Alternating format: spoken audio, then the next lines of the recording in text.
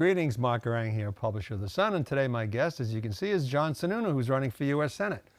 John, how you doing? Doing great. How are you? Good. Yeah, you know, I watched the Adam Sexton interview you did, and you had a shirt and tie on. You know. I was not wearing a tie. I had a jacket, no tie. Really? Well, I think for the first one I might have worn a tie. Okay. I did it again maybe 2 weeks ago. Okay. And I thought, no, I don't need a tie. Well, and then you're up here in the North Country is, you know, we're always casual, so you know your audience. So yeah, read the room, right? You read the room. So, you know, we don't have air conditioning here, so when, you know, when you come back here and it's like 85 in the summer. I've been here then. Yeah. If I wear a Hawaiian shirt, will you wear a Hawaiian shirt? No, I won't wear Hawaiian, but I have a couple of nice short sleeve button downs. Okay. My wife thinks look ridiculous, but I like them. They're comfortable. Yeah. There we go. All right. So just to go over your history, because you were, you know, and it's funny, I always bring this up, you know, there's a lot of congressional candidates now because it's an open seat, and I always say, what about constituent service? And you were a congressman in the 90s, and I always point to you because your constituent service was, you were everywhere. Well, thank you. I mean, it's something I campaigned on. I mean, I talked about during my campaign because, you know, having grown up in the state, I knew what it was to serve New Hampshire. I knew what people in New Hampshire expected and what they deserved. And constituent service is just a big part of the job. It's not the only part of the job, but there are people all across the state. Maybe it's a veteran, maybe it's a retiree, Social Security, maybe it's a town or a community trying to improve their infrastructure. I mean, I remember doing a town hall meeting up here in Conway specifically on transportation, right? What are the transportation needs? What kind of investments? What kind of challenges do you have? So that's all part of the constituent service umbrella. It was always really important to me, but it's not just the member of Congress, right? You got to build a good team. You've got to give them the right marching orders and the right training and make sure they're focused on it. And we were able to do that. Yeah, and you were obviously U.S. Senator in the early 2000s, and then for all those years, you were the youngest U.S. Senator. Yeah, it just really happenstance. I was elected to the Senate when I was 38. Left when I was 44, and I was still the youngest member of the Senate. I served with people, I mean, like Ted Kennedy or Don Nichols, who were elected when they were 30 years old. So right. 38's no world record or anything like that, but now as they get older and older, you still might be the youngest one. Well, I won't be the youngest one, but I will bring down the average age, which I think is a good thing. I mean, I've never been one to think you should have a career in politics, right? You shouldn't be a lifetime elected official. You shouldn't be running every year for 40 years. I think... How many terms do you have in you then, going forward? I don't know. Look, I'm focused on one term, New Hampshire, focus for the next 6 years, and then I'll worry about what comes next. All right. But the reason to do this is because it's important, because, you know, I'm focused on both serving New Hampshire, right, standing up for New Hampshire at a time when Congress is pretty much dysfunctional, serving my constituents in the way that you described, and making sure, look, when Donald Trump leaves office in a couple of years, it's going to leave a big vacuum. I mean, he's a huge, dominant personality. We've never had anyone like him in politics. I don't think we'll ever have anyone like him again in my lifetime. But something's going to come next. And I want to help kind of shape the course in Washington through the U.S. Senate, the people, the issues, the temperament, and I think I can do that. I always considered you a moderate, and I don't know if that's that, but Steve Dupree, you know, obviously sure. Steve Dupree, local guy, but big in New Hampshire politics, was the chair for many years. And I interviewed him a couple weeks ago on a couple things. One is that he said that you would have the gumption, basically, my words, to stand up against the administration. And you did. When you were senator, you voted against some of the provisions in the Patriot Act. Mm-hmm.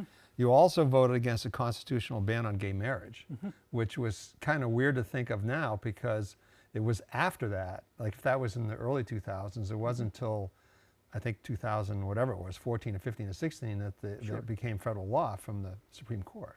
Sure. Well, look, what I tried to do first and foremost, and what I will do in the U.S. Senate, is just stand up for New Hampshire every single day. So you mentioned a couple of issues, and to me, I was just doing my job representing what I believe is right for New Hampshire. So the Patriot Act, right? Pushing back on surveillance powers given to government, given to big tech. I felt we weren't doing enough to protect civil liberties, right? Access to a lawyer, freedom of speech, having the right thresholds for getting these powerful search warrants, right? We needed a high standard of evidence. So I took a stand. I was one of 3 or 4 Republicans that opposed what my own party was trying to do with the Patriot Act. We filibustered it, we stopped it, and I was able to negotiate a series of changes with the White House. Look, the fact of the matter is, history has shown everything we were concerned about came to pass. We were absolutely right. These powers were abused by Republican presidents and Democrat presidents, and it just gives me even more conviction that if you believe something is right, don't be afraid to take a stand. It's not about party politics, it's about doing what's right for New Hampshire. You know, the other legislation that I'm proud to have worked on, right? You want someone who's effective. You want someone who has a track record. I wrote and passed a bill adding protections to the White Mountain National Forest. I wrote and passed legislation banning internet taxes, right? You know, these are things good for New Hampshire, important to people in New Hampshire, and they reflect the kind of values that make the state special. Do you think, so is it okay to call you moderate?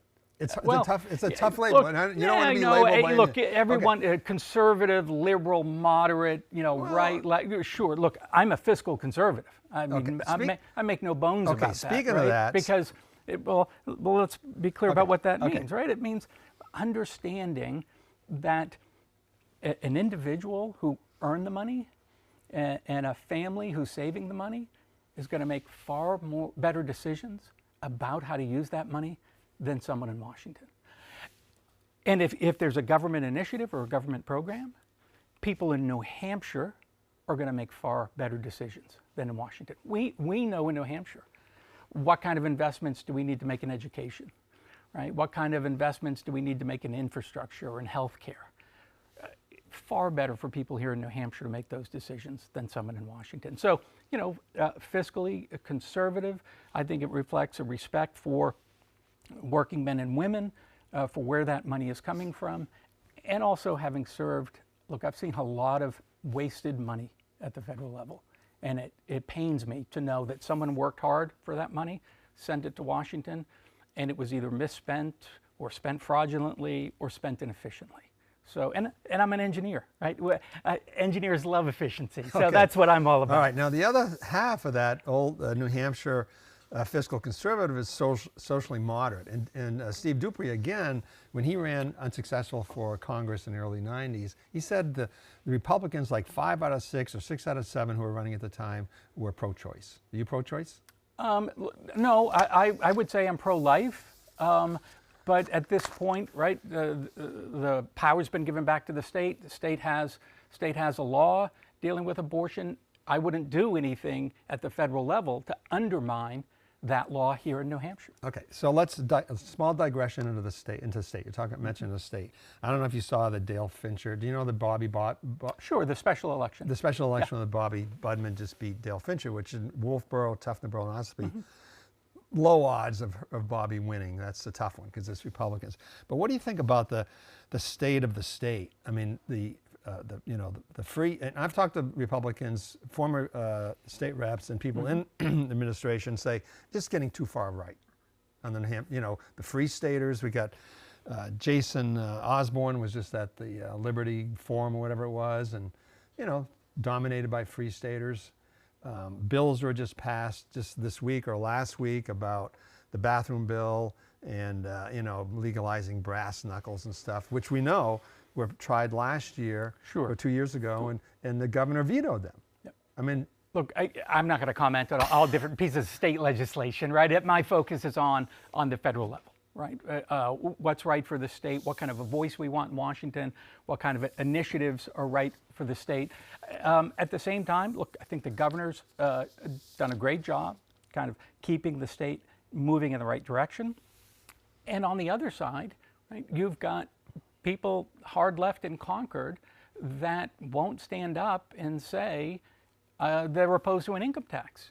And the fact of the matter is, having no sales tax, having no income tax makes New Hampshire unique and special, keeps power at the local level, keeps money in the pockets of our working families, and it's really made us the strongest economy in New England. Right? We have the lowest poverty rate in New England, the best schools in New England, the best growth rate in New England, the lowest unemployment rate in New England, and that's because we stand as a state committed to low spending and low taxes. And the Democrats in Concord, they want a sales tax, they want an income tax, and that's not good. So look, on the big issues, I think the governor and the Republican Party in New Hampshire is moving in the right direction, or at least trying to push in the right direction on the big issues.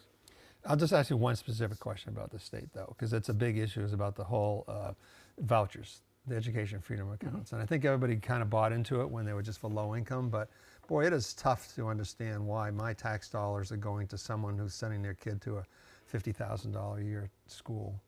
Does that make sense to you? And it's costing the state $50 million a year now. Well, look, I think the voucher program, the key is, one, it puts money and power in the hands of the parent and gives them some power to decide what school they want to send their child to. And two, it drives a little bit of competition in terms of performance, in terms of outcomes, whatever your income level is. So look, I think those are important things to have. I think that's the value of any voucher program. Again, I'm not writing the details. I'm not sitting in Concord advising them on these programs. But when you put power in the hands of a parent to do what they think is right for their education of their son or daughter, I think you're pushing in the right direction. Okay. We'll talk about some issues and then about your race and the politics. Okay, Iran. I mean, everybody's talking about Iran. Why do you think we're there? Three objectives. Right? And I think the Central Command, General Cooper's been pretty clear about this. One, Iran can't have a nuclear weapon. Right? That means destabilizing, a threat to America's national security. No question about it. Two, they can't have a ballistic missile program, because that program would be used to protect their nuclear program. And three, they've got to stop supporting terrorism around the globe. And now everyone watched, for months. They were negotiating these issues.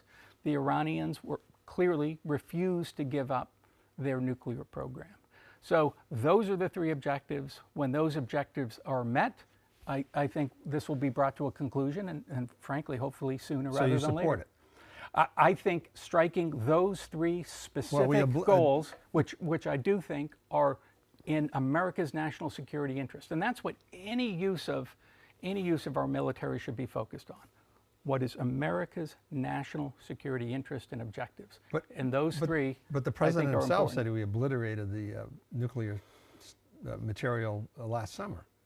They struck facilities. They certainly damaged facilities, but we were negotiating with the Iranians to have them swear off their program, give up their enriched uranium, and they refused.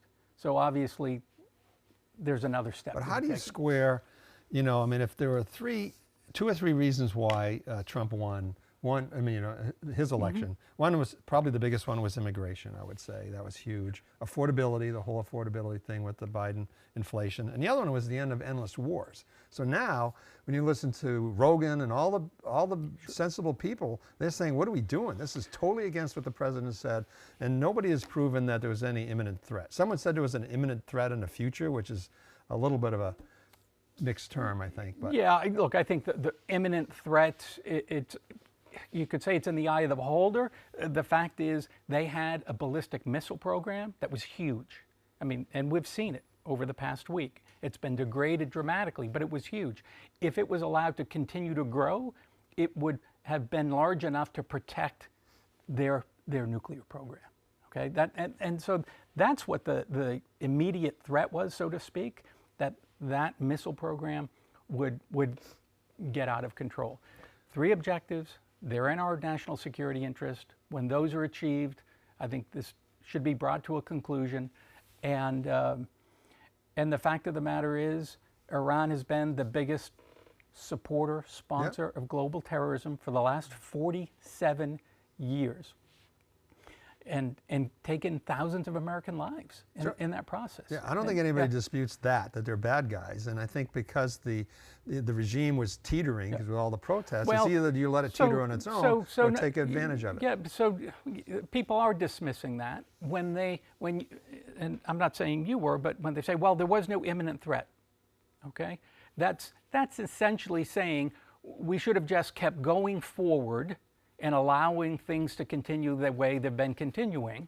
But the way that they have gone includes thousands of American deaths, bombing of the coal, bombing of coal bar towers, killing of Marines in Beirut, okay? That's the status quo. And at a certain point, that is simply no longer acceptable to the U.S. and to our national security. I mean, it's always a cost-benefit analysis with all this stuff. So we don't know. So, but now, and a very serious one, obviously. And some of the administration, probably the Secretary of Defense, is saying, well, it's regime change. So, do you see regime change? No, because I don't think that's an objective. I think killing Khamenei, taking out his leadership structure, helps you achieve those 3 objectives I've mentioned. But now his son is there. Right, but still taking them out helps us achieve those objectives. Of course, someone's going to replace, there's no question about it, but their command and control structure, their leadership, their experience, their intelligence has been dramatically degraded. So you're not, I guess I don't know what the definition of a regime change is. We kill a bunch of the people at the top. Sure. That doesn't mean there's a regime change. So do you see that? Again, this is just one of those words that people throw around and it means something different to everyone. So it's almost better not to use it. Did we have regime change in Venezuela, right? Maduro was arrested. There was a warrant out for his arrest. Obviously trafficking narcotics, et cetera, brought to justice. The vice president has taken over. Is that regime change or not? Well, their approach has changed. Their relation with the United States has changed for the better. Sure. Okay, one more form. You can talk about what they had before, what they have now, and whether it's improved or not. But the whole, regime change is really a loaded phrase. One more foreign policy question. Yeah. I mean, it was only last week that President Trump talked to Putin. He says, "Oh, we had a good conversation." So conservatives a year ago, before this, were saying, "Oh, we should let Ukraine fend for itself." People are saying, what are you talking about? This is Western Europe, this is Russia, our enemy. How do you square that when all of a sudden we're going after the Middle East, which, if I agree that it's warranted, but then you got Putin, I've got a couple million casualties between both sides. Yeah, I think we should have been tougher on Putin much earlier. I support a secondary sanctions bill, which is sort of pending in the Senate now, which would impose sanctions on people doing business with Russia, working with Russia, obviously try to restrict their access to oil revenues, and I think that's something that should have been done long ago. But they just removed some of the restrictions, I think, for the oil. Look, on a temporary basis, given the closing of the Straits of Hormuz, I think that's rational, but once those straits are reopened, all bets are off. Okay, so moving on, healthcare. And you support, we know that the Obama extended subsidies are no longer. And certainly people are employees here. Some of them, premiums went way up. Do you support eliminating those or allowing them back as a bridge to something better? Where do you stand on that? So look, the healthcare system is messed up. Congress messed it up, okay? They promised us more choices. We got fewer. They promised premiums would go down. They went up. They did the whole thing where you can keep your doctor, which was like the biggest lie of a decade.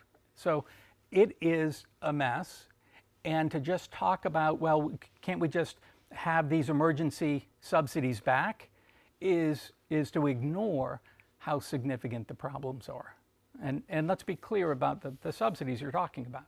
Those were emergency subsidies put in place during COVID, and we were told they were going to be temporary. When I say we, the American people were told. Well, they expired. They were to expire. They were meant to expire. Right. Okay, they weren't just put in place and they said, well, we'll renew them. They were put in place with an expiration date because people said, no, these are only temporary. And now the left comes back and says, no, we need to make them permanent.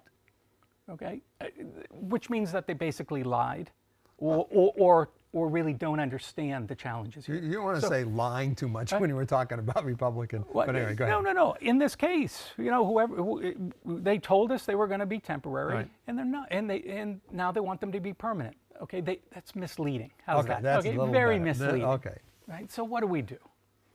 Okay, you want to fix health care. Start by adding a little competition. Right? Let companies sell policies across state lines. We need more That's competition. a state decision. There was a state decision. No, that's a federal decision. No. The federal government can take action to what's that? Why haven't they done it? Why is that? I don't know. That's why I'm running for the Senate. Right? This is the kind of stuff that really makes sense and should be done. How about pricing transparency? No one knows what anything costs. In a hospital, an outpatient setting, a doctor's office. We should have full transparency of what those costs are for those different providers so that people can make better choices for their family about where they're getting services provided. Regulations. Talk to any doctor or nurse. How much time do you spend dealing with regulations on a daily basis? It's not 5%, right? Not 10%. It's a huge amount of their time, and that's real cost baked right into the system. Okay, so those all... And then choices, health savings accounts. Okay. Everyone should have an access to a health savings account. Look, these are things that actually deal with the costs and therefore the affordability of the system. And look, these are the things I talked about when I first announced my campaign. But you know how it works. I mean, Republicans have been talking about those ideas since Trump was elected the first time. So those ideas have been floating around. Some, not all. What do you say to someone whose insurance premium, because there's healthcare costs and then there's the premium, and the ACA basically just subsidizes the premium, right? Yep. So they were paying whatever, $300 a month, then it went down to $100 a month, and now it's back up to $300 a month. I mean, that's whether it's right or wrong, people feel that. I mean, it's sort of like gas prices. Whether any president has anything to do with it, people feel it. What do you say to those people with the premiums that just went up $300 or $400 a month? Wait until HSAs are available? Well, I mean, you laugh about it, but it should be available to them right now. If we're going to take a vote to return the subsidies to some higher level, we can take a vote to make health savings accounts available to everyone as well. So, it's not like, my way or the highway. Right? We need to do these things. We need to address real affordability and not just payments or subsidies. Right. And let's be clear, those payments aren't going to your employees. They're going to the insurance companies. Right. And then we think the insurance companies will pass them through. Another way to do this would be to create a direct payment to the individual and not to the insurance company. Frankly, if you were going to do that to try to address their situation, that's a much better way to do it in my mind. But the Democrats want to just re-up the subsidies for the insurance companies. Okay, fair enough. Last issue question, Save America Act. So it wants to, I guess, require IDs, but the onerous part of it, say the Democrats, is that to register you have to prove citizenship. And so there are a couple things why people don't like it. One is that it's really up to the states. The Constitution said it's a state thing. Anything you do federalize elections is just contrary to the Constitution. Well, that's not entirely true. No, the federal it's government. Debatable. I will say it's debatable. The federal government absolutely has powers with respect to federal elections. There's no question about that. Otherwise, the Civil Rights Act couldn't be applied to the electoral process. We all know that it does and it should, right? So no, federal government definitely has some powers. Your point is really, we should probably try to retain as much power as possible at the state level, which, as a general rule, I'm for. And in fact, in New Hampshire, we already require proof of citizenship to register. We already require ID to vote. And this is something that 70–80% of people in New Hampshire support. But do you think there's any, I mean, the whole thing, I guess one question is like, why do we have this at all? I mean, I had Holly Novaleski, and she's running for Congress. And I asked her whether the 220 election was stolen, and she would not answer. She would not, I just say, yes or no, was it stolen? She wouldn't give me a straight answer. You think it was stolen? No. No. Okay, so why do we need this? I mean, as you know, there is very low. Look, because of COVID, there's no question the 2020 election had some of the loosest rules, and in some cases vague rules in different states about when you could vote, mail in, how long they could come in after the election and still count, all those kinds of things, different kinds of drop boxes. So there's no question, you know, that it was a very unusual election. But look, this is showing voter ID to vote is something that's broadly supported here in New Hampshire and across the country. So you support it. So what, now the president asked for, and she pushed back for voter information from New Hampshire. Yeah, that's a little different. Yeah. What's the purpose of that? I don't know. And in fact, I wrote, well, I shouldn't say I wrote a letter. I guess I did write a letter supporting the Secretary of State when he wrote back to the Department of Justice and said, your request isn't consistent with New Hampshire law, and here's why. And he sort of explained why it wasn't appropriate to provide certain types of information that DOJ asked for. And I joined Congressman Richard Sweat in a letter because we were working on a voter integrity project, and we said we're supporting our Secretary of State because it's right for New Hampshire. Okay, let's get back to the politics. So what? Well, that's politics. I don't mean that. I mean, Sure, let's get back to, let's talk about the race, your races. So as you know, so I guess the broad question is like, why are you running now? I mean, is it because your brother, I mean, is the timing is right because your brother's not the governor anymore? Did you want not to have two Sununus on the ballot at the same year? You know, I haven't thought of it in those terms, but you know, when he was serving as governor, I think it was better for him, better for me if I wasn't running for office or, you know, getting crosswise on him on messages. It's hard enough to serve and, you know, serve New Hampshire effectively without having to worry about what your family is doing or saying at any given time. So sure, probably better, you know, not to be, you know, running for office, certainly federal office. When he was governor. Yeah. But believe me, I wasn't thinking about running for office 3 or 4 or 5 years ago. Look, I'm an engineer by training, right? I worked in manufacturing and technology before running for Congress. And part of the reason I ran back then was because I thought someone who worked in small business, understood manufacturing and New Hampshire's economy, would give New Hampshire a really good voice, the right kind of voice in Washington, right? Someone who knew about concerns for employee health care, hiring employees, training them, dealing with federal regulations, and all the like. After I left the Senate, I went back to technology, served on boards, taught at St. Anselm's College. I mean, I really enjoyed what I've been doing in the private sector. But this election is important.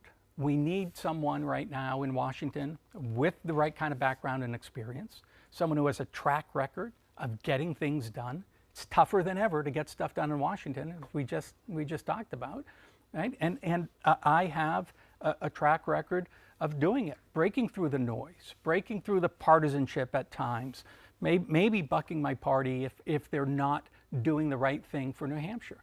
And so it's important. It's the right time. I have something really unique to offer in terms of my background and experience and track record, and it's been a fun campaign. But as you know, the state government is, House, Senate, Executive Council, and governor is Republican, but our federal delegation is Democrat. Why do you think that is? How does that even work? That's got to be the most I don't unusual. know, and it's not a great use of my time or your time to sit here and to analyze every race over the past 10 years, but you make a good point. It is a Republican state because I think people in New Hampshire believe in these ideas of limited government, low taxes, local control, putting money and power in the hands of families, and that's what I'm about. But this is going to be a tough. I mean, Chris Pappas is going to be a likely competitor for the seat. off-year elections, people out of power. Usually the Congress shifts the other way. They're talking about that more than ever. Even Pappas, and of course the president, his approval rating is underwater now. And I think Chris Pappas said, he's not known to be humorous, but it's probably someone wrote it for him. He said, when he endorsed you, when the president endorsed you, Chris Pappas said, I support this message. I'm Chris Pappas, I support this message. Meaning that having a Trump endorsement is going to be a mixed bag. Look, what really matters is what the people in New Hampshire think and feel, what kind of leadership they want. We talked about not just voting with your party down the line when it's not right for New Hampshire. When Nancy Pelosi was Speaker, Chris Pappas voted with her 222 out of 223 times. That's ridiculous. That's not New Hampshire. That might be right for California, but that's not New Hampshire, okay? My job in the Senate will be to stand up for New Hampshire first, stand up for New Hampshire every single day. Chris voted for $100 billion in new energy taxes. People here in New Hampshire struggling with their home heating bills. That's not the solution. He supported the idea of raising gas taxes when he first got to Congress. That's not New Hampshire. That's not what we're about. So look, I think he's out of step. I think he's out of touch with New Hampshire. I think he went to Washington, go along to get along, support my far left party leadership every time, every vote, and that's just not something we want to promote to the United States Senate. You first have to get through Scott Brown, ambassador. He's been an ambassador in New Zealand. He's going to be here next week. So how do I present the difference between you and him? Look, I'm not going to tell you how to interview Scott Brown. Come on. Look, and I'll tell you, here's the difference. Okay. I'm here to talk about me. I'm here to talk about my vision for New Hampshire, my background, my experience, the issues that I think are important, how I would approach these issues. Okay, I've never gone into my campaigns with the idea of I'm just going to talk about my opponent all the time but clearly you think you're better criticize qualified. Is that? I mean, there's got to be a difference between you and him. Of course, I know there is. I've served 6 years in the House, 6 years in the Senate. I have a successful private sector career before and after being in politics. I have a technical background. Grew up in this state. I mean, sure, I think there are a lot of things that put me in a much better position to advocate for New Hampshire. And look, yeah, obviously the voters are given the opportunity to decide. I had a primary in my first House race with 7 or 8 other candidates. I ran in a primary in 2002 against an incumbent United States Senator. Bob Smith. And then had a general election against an incumbent governor. Right. So, I know what tough elections are all about, and it's just part of the process. John? Hey, thank you. It's been a pleasure. Well said. And it's early in the campaign. We're out here in March, but you got a long way to go. Yeah. Look, but it's New Hampshire politics. Yeah. And most people, I think, in New Hampshire aren't really paying attention to politics right now. They're going to pay attention to this. I mean, you pay attention. You're always paying attention to politics. There's hundreds of thousands of people watch this interview. This is going to put you. But there are activists all across the state that are. And so, when you campaign, you just kind of campaign town to town, person to person. I mean, I've been in Keene, I've been to Berlin, Lancaster. We did a Veterans Forum in Lancaster last month. Today, Conway, Effingham. So you just got to go and find the people to talk to, give them your story, and make sure they understand. For me, one job, stand up for New Hampshire every day, and I'm excited to do it. Okay, very good. Thank and you. Hopefully you'll come back in a few months and we'll get caught up. Or next week. Okay, okay. Thanks a lot, John.